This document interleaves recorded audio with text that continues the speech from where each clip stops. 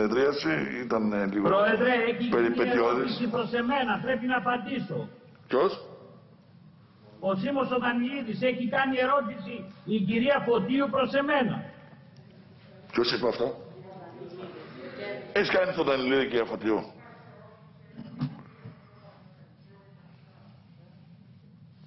Έχει γίνει ερώτηση, αναφέρθηκε το όνομά μου, δεν το ακούσατε. Ωραία. Καλά, όταν αναφέρει το όνομα δεν σημαίνει ότι πρέπει να το παίρνουμε προσωπικά. Γίνεται ενδεικτικός η αναφορά των ονομάτων. Εύλογη είναι η Λοιπόν, ερώτηση. Δήμαρχε, πες ένα σχόλιο γιατί έχουμε πέσει έξω στον χρόνο. Σε παρακαλώ, βοήθησέ με και εμένα για να συντονίσω τη συνεδρίαση.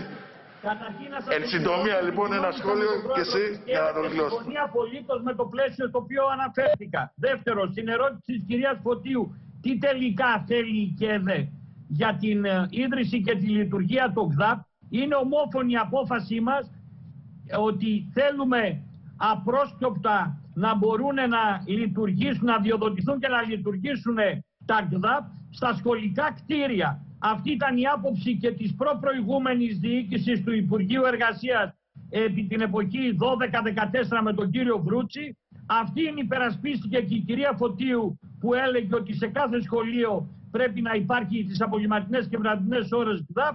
Αυτήν έχουμε ομόφωνα αποφασίσει ως τοπική αυτοδιοίκηση. Σε κάθε σχολείο απρόσκοπτα να μπορεί να ιδρυθεί και να λειτουργήσει ΚΔΑΠ.